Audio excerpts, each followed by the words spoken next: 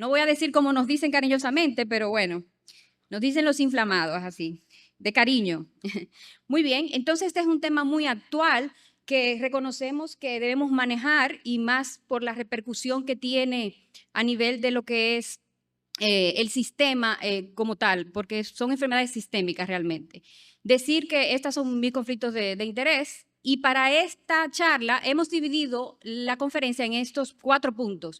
Una breve introducción sobre lo que son las enfermedades inflamatorias intestinales y lo que esto ha implicado en cuanto al desarrollo de nuevos tratamientos. Cuando los beneficios superan los riesgos, específicamente ahí nos referimos a la población de embarazadas, y conocer la vulnerabilidad del paciente adulto mayor en este contexto.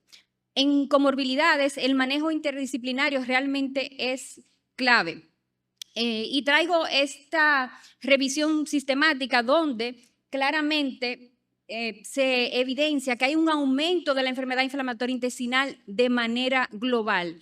Y nosotros como país, traigo estas cifras que las revisé hace unos días, del registro nacional que estamos recabando de pacientes con enfermedad inflamatoria intestinal y al cual exhorto que se sumen ustedes ingresando sus pacientes. Interesantemente, nuestras características es que tenemos más Crohn que colitis hasta ahora en lo que hemos recabado en nuestras estadísticas, que esperamos pronto poder publicarla y tener un lugar en el mapa mundial de las enfermedades inflamatorias intestinales. Y como vemos aquí, nosotros estamos en esta etapa que se llama etapa de aceleración, porque característicamente estamos aumentando en incidencia, como ocurre en países como Asia e India, que también está ocurriendo este fenómeno. Recordemos que las enfermedades inflamatorias son heterogéneas en su fisiopatología, implica múltiples factores desde el punto de vista de microbiota, de la inmunología, que sabemos que es clave, y esto es clave para las diferentes dianas terapéuticas.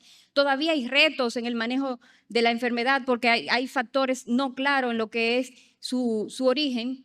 Pero en eso es lo que se centra, en este manejo como una enfermedad realmente que es sistémica y que requiere medidas de precisión para su adecuado control, porque sí podemos controlar estas enfermedades y afortunadamente en los últimos años ha sido escenario de un prometedor cambio de paradigma por el surgimiento de estas nuevas terapias innovadoras que son realmente clave. A propósito de innovación, ahí pues bien acompañada estaba yo, buscando precisamente innovación y tecnología en el DDW. Bueno, entonces, ¿qué tenemos? Antes de los años probablemente 60, solo se contaba con corticoides y posteriormente vino la aparición de los inmunosupresores. Pero esto realmente ha permitido que fueran surgiendo nuevas dianas terapéuticas con respecto a lo que es anti-TNF, y a lo anti-TNF se fueron sumando las pequeñas moléculas que hoy en día de lo que hablamos, y por supuesto también los anti-interleuquina.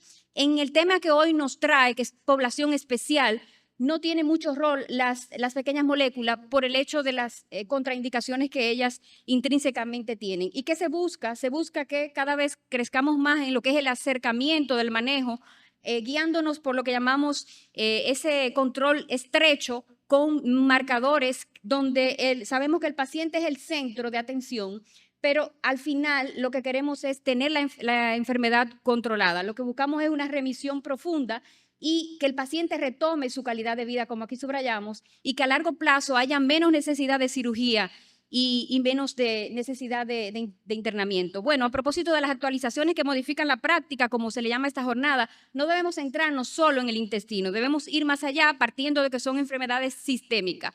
No sé si hay ginecólogos hoy, el día de hoy, en este escenario, pero realmente este consenso que se publicó el año pasado es de suma relevancia para el manejo integral de las pacientes embarazadas. Y podemos decir que el objetivo de este consenso precisamente fue crear medidas en esta población especial que vamos a detallar más adelante. Me llamó la atención esto que hace unos años se publicó de organismos nacionales e internacionales, donde la República Dominicana tiene una de las más altas tasas de embarazo en adolescencia, y precisamente debemos saber a lo que nos enfrentamos nosotros como gastroenterólogos. Decir también que nosotros predominantemente tenemos una población menor de edad que se cifra en prácticamente un 40% de nuestra población. Entonces, las enfermedades inflamatorias intestinales en estas pacientes embarazadas debe considerarse como una condición de alto riesgo. Así lo define el consenso de especialistas que realmente crearon pautas o estamentos en los cuales debemos concentrarnos en el manejo de estas pacientes. Lo ideal es que en las embarazadas haya una consejería preconcepcional precisamente para evitar lo que son las complicaciones que esto puede al final repercutir. Importante de los estamentos que deja claro este consenso es que paciente que ha tenido enfermedad perianal o paciente que ha tenido cirugía pélvica, la opción número 1 de desenlace del parto debería ser la cesárea. Sabemos que el embarazo es algo fisiológico, pero en estas pacientes realmente puede que no se torne en algo meramente fisiológico. ¿Por qué? Porque la inflamación materna afecta la función placentaria. Esto implica mayor riesgo, por ejemplo, de preeclampsia temprana, y es uno de los factores que también a la larga repercute en el desenlace fatal, como es la aparición de aborto o parto prematuro o niños con bajo peso al nacer. Importantes premisas que este consenso nos deja es que la mayoría de la enfermedad inflamatoria aparece en la edad reproductiva de los pacientes y debemos orientar muy claramente porque suspender el tratamiento tiene el riesgo de que la paciente tenga peor desenlace durante el embarazo. Entonces, a eso nos dirigimos en estos puntos, y es que el tratamiento debe mantenerse. Ahí traigo simulada esa conversación de una paciente que me preguntaba, doctora, una paciente embarazada, mi ginecóloga me pregunta qué antibiótico debo usar para una infección de orina, y hay que decir que la mayoría de los medicamentos antibióticos son seguros, pero no debemos de olvidar que los antibióticos pueden ser un factor de riesgo para el desarrollo de enfermedad inflamatoria intestinal en población general. Hay evidencias, es otra pregunta que nos hacen, el uso de la aspirina. Sabemos que los ginecólogos promueven mucho esto para evitar la preeclampsia de aparición temprana, y en estos consensos realmente se considera que es seguro iniciar entre la semana 12 y 16 y suspenderla a 36 semanas para evitar el riesgo de sangrado. Subrayo aquí por temas de tiempo algunos de los resúmenes que este consenso nos deja. Claramente, metotrexate como inmunosupresor, que es un pilar dentro de la terapia convencional, no debe utilizarse y debe suspenderse 4 semanas antes del embarazo. Por eso es tan importante la consejería preconcepcional.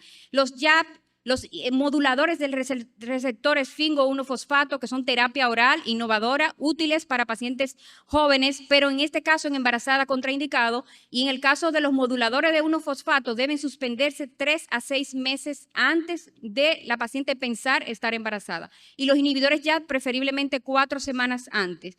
Hay otros puntos que hoy, a propósito de la charla del doctor Balcácer sobre las vacunas, vacunas de virus vivos atenuados, definitivamente no deben administrarse en pacientes que están inmunosuprimidas. Entonces, no, los que son de mi generación recordarán este cartoon sobre Piolín y Silvestre. No me parece que estoy viendo un lindo gatito cuando tenemos una paciente con enfermedad inflamatoria intestinal y embarazada. Ahora bien, fuera de estos puntos sobre la contraindicación clara que tienen los inhibidores JAK en las embarazadas y a propósito también en la población especial de adultos mayores, hay que decir, en este recuadro claramente lo mencionamos, que la mayoría de estos medicamentos pueden pasar la barrera placentaria. Sin embargo, son seguros usar tiopurinas durante el embarazo, es seguro utilizar corticoides, como sabemos los antiintegrinas, que aunque en el país no tenemos vedolizumab, que es un ejemplo de selectividad intestinal de esta vía de inflamación en la enfermedad inflamatoria intestinal, sí se podrían utilizar. Los inhibidores de interleuquina 2 y 23, que ya tenemos varios años utilizándonos como ustekinumab, se puede utilizar, y los nuevos, los inhibidores antiinterleuquina y L23 específicamente, también son seguros durante el embarazo. Con respecto a la lactancia, bueno, se puede lactar toda mujer embarazada que esté bajo tratamiento con las mismas terapias que acabamos de mencionar. No hay ningún problema y debemos promover la lactancia porque entre los factores de riesgo que probablemente sabemos que están por determinar, puede ser la falta de lactancia un factor de riesgo para el desarrollo de enfermedad inflamatoria intestinal. Obviamente no aislado, pero hay que tomarlo en cuenta. El paso de los anticuerpos a través de la leche materna, como podemos ver, si comparamos la medición de 100% de esos anticuerpos en una paciente, por ejemplo, con anti-TNF o con antiinterleuquina en suero respecto al infante es 0.005, o sea que es muy ínfima la cantidad, porque estamos hablando de moléculas grandes. Cuando hablamos de anticuerpos monoclonales, nos referimos a moléculas grandes. Y me centro aquí en terapias innovadoras que podemos usar en embarazadas, que podemos usar en pacientes envejecientes, los anti-IL-23, que principalmente son estos tres, guselkumab, risankizumab y mirinzumab. Guselkumab se diferencia en que bloquea la vía de monocitos productores de 64, que sabemos que son una vía, vamos a decir, constante en enfermedades inflamatorias intestinales, tipo enfermedad de Crohn, tipo colitis ulcerosa, tipo artritis psoriática y psoriasis como tal. Esto perpetúa lo que es el daño tisular en estas enfermedades. Y remitiéndome un poco a estas moléculas, a los antiinterleuquina, en la línea del tiempo, desde el año 2000, se empezó a notar la importancia de esta vía en lo que es el proceso inflamatorio, pero no es hasta allá, como en el 2005, cuando se ve que hay un linaje importante de estimulación incluso de IL-23 con relación a los linfocitos TH17, y ya a partir de lo que es ya un mensaje práctico aquí, en el 2017 se empiezan a usar anti-IL-23 y empiezan con la psoriasis, en el 2020 utilizándose en la artritis psoriática, y ahora ya en el 2022 y en el 2023, que han sido los últimos ensayos para estas enfermedades inflamatorias intestinales, donde tienen aprobación para su uso. Entonces tenemos en base a la psoriasis realmente mucha historia en cuanto a lo que es seguridad, más de 9 años de aplicación. Este mensaje aquí queda claro, se pueden usar de acuerdo a este último consenso del año pasado, dicho de paso, decir que hubieron reconocidos expertos en enfermedad inflamatoria, también neonatólogos fueron parte de este consenso y también defensores de los pacientes. Como dato importante. Entonces, es relevante esta data que se publicó este año en la ECO en el 2026, y es que comparado con la población general, las pacientes embarazadas que se expusieron tanto prospectivamente como retrospectivamente a Guselkumab, no hubo una gran diferencia en cuanto a lo que se respecta al desenlace de sus productos, o sea que no hubo malformaciones en los recién nacidos. Y miren la data, que realmente era un número importante tratándose de población embarazada, que es una población realmente vulnerable, de 1.126 pacientes. Esa es una publicación de Estados Unidos. Importante decir aquí que incluso era menor la aparición de efectos secundarios en cuanto a defectos congénitos respecto a la población general versus la población embarazada. Bien, entramos al otro acápite, que es la población especial. Los pacientes mayores de 65 años, y de 60 años, decir que por consenso, normalmente adultos mayores por encima de 60 años, mencionar aquí que cada vez más la expectativa de vida de realmente mundial aumenta. Estas son las llamadas zonas azules. Los que son de Santo Domingo y ven Loma Linda, no es Loma Linda de aquí, es de California, está considerada junto con Okinawa, junto con aquí en Costa Rica, países donde existen las poblaciones más longevas.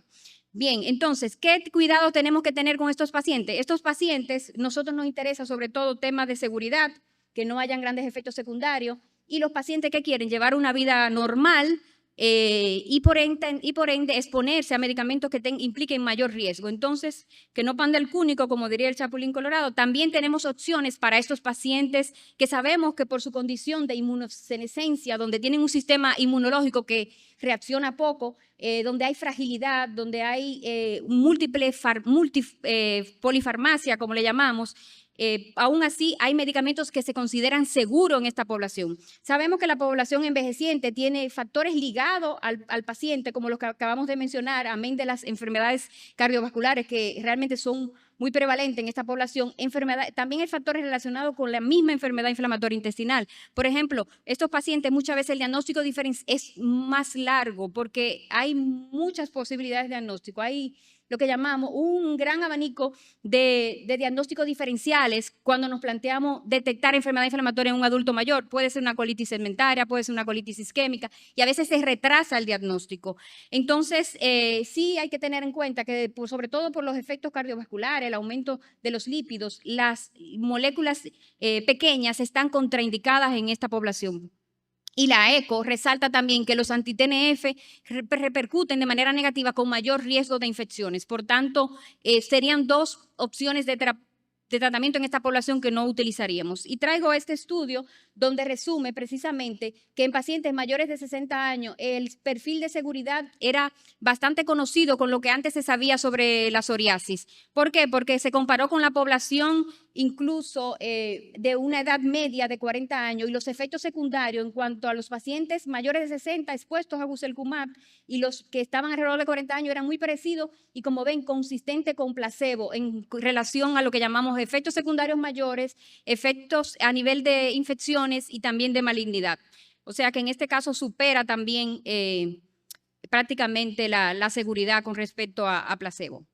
Bien, entonces aquí también quiero traerle, las manifestaciones de artropatías periféricas son muy frecuentes como manifestaciones extraintestinales en la enfermedad inflamatoria intestinal, y también reportado este artículo de la ECO de este año resalta cómo Guselkumab redujo de manera significativa tanto a la inducción a las 48 como a las 48 semanas de seguimiento en estos pacientes, los síntomas de artralgia y de artritis, que son comorbilidades importantes, como son las comorbilidades a nivel del sistema óseo. Sabemos que el proceso inflamatorio sistémico en estos pacientes es pro-osteoporótico, aumenta la actividad de los osteoclastos y por tanto tiene mayor riesgo de osteoporosis como tal, sumado a que estos pacientes con enfermedad inflamatoria intestinal muchas veces se exponen a varios ciclos de esteroides, o sea que es un agravante para la osteoporosis como comorbilidad importante en estos pacientes. La desnutrición es una de las comorbilidades también relevantes en los pacientes con enfermedad inflamatoria intestinal. Sabemos que el estado de desnutrición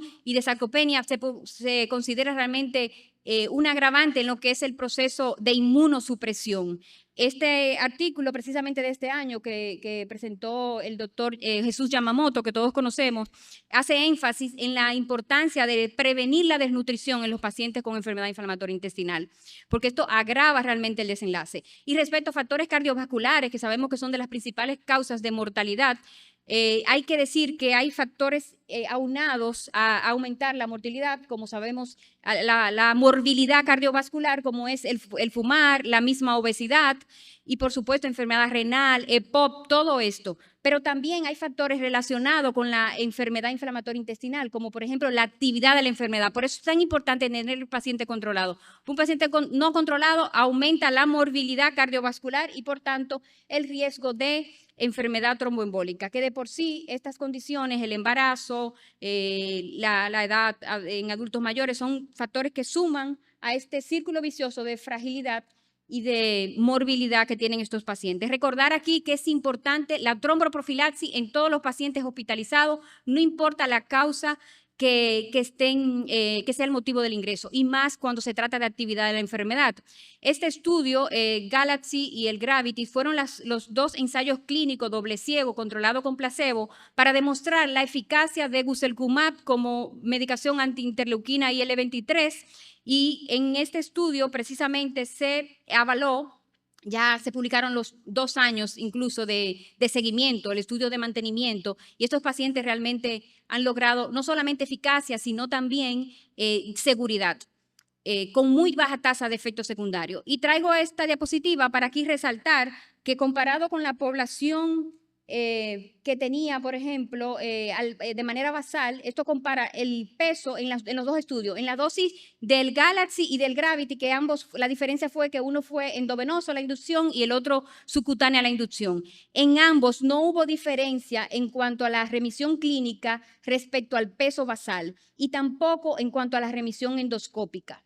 ¿Qué nos dice esto? Que estos fármacos se distribuyen bien en el tejido adiposo graso, a diferencia de los anti-TNF, que debemos estar calculando dosis. Si el paciente aumenta de peso, que también puede pasar, es realmente un problema en cuanto a respuesta del tratamiento. Y traigo esta diapositiva para recordar el eje intestino-cerebro, clave, porque un intestino inflamado predispone a liberar sustancias que son realmente proinflamatorias a nivel cerebral y genera un proceso realmente que contribuye a la ansiedad y a la depresión, que muchas veces es un factor denominador en estos pacientes. Y esto lo explica probablemente por la disbiosis que manejan en estos pacientes primordialmente. Y esto resume básicamente una de las medidas que hay que tomar de manera global en poblaciones especiales, y es no olvidarnos del estado nutricional, de que estos pacientes requieren optimización de su tratamiento. Cuando haya que hacer cirugía, no importa si la paciente estará embarazada, prima la indicación de la cirugía. Entonces, el tema psicológico es sumamente relevante, porque sí está demostrado que gran parte de esa serotonina que se produce en el intestino y que no está probablemente presente en estos pacientes favorece a esos estados de ansiedad y depresión que muchas veces vemos. Entonces, el mensaje también que quiero dejar es que la intervención temprana con una terapia adecuada, la famosa estrategia de top-down, donde empezamos con terapia biológica o terapias avanzadas, primariamente y sobre todo en estas poblaciones especiales. No perder tiempo con inmunosupresores, no agotar el límite con los esteroides, porque todo esto realmente lo que hace que contribuye a mayor morbilidad en los pacientes, tanto en las embarazadas como en los envejecientes. Para concluir, las embarazadas sobre todo, hay que recordar que la actividad de la enfermedad impacta más que los fármacos y que la mayoría de estos fármacos son seguros, sobre todo cuando nos referimos a los IL-23 y IL-12-23. A pesar de la complejidad de las enfermedades inflamatorias, la medicina de precisión permite desarrollar estrategias de tratamiento personalizadas que optimizan y minimizan los efectos adversos. Y la enfermedad inflamatoria en la tercera edad está aumentando por aumento en la expectativa de vida, entonces es importante que por su fragilidad minimizar las hospitalizaciones y evitar que el paciente esté yendo tanto a los hospitales, porque esto implica mayor riesgo de infecciones. Sabemos que con los anti-TNF hay que sobre todo con infliximab, hay que recibir infusiones. Entonces, la enfermedad inflamatoria intestinal no es solo del intestino, se asocia a aterosclerosis acelerada, más riesgo de enfermedad cardiovascular, mayor riesgo de eventos cardiovasculares de manera global y especialmente cuando el paciente tiene la enfermedad en brote o activa. No quiero despedirme sin invitarlos a todos a la caminata del 24, nuestra tradicional caminata de la Fundación Dominicana de Enfermedades Inflamatorias Intestinales, domingo 24 de mayo, y decir que la belleza de la maternidad no está en la reproducción, sino en la disposición de incluir otra vida como parte de ti. Gracias.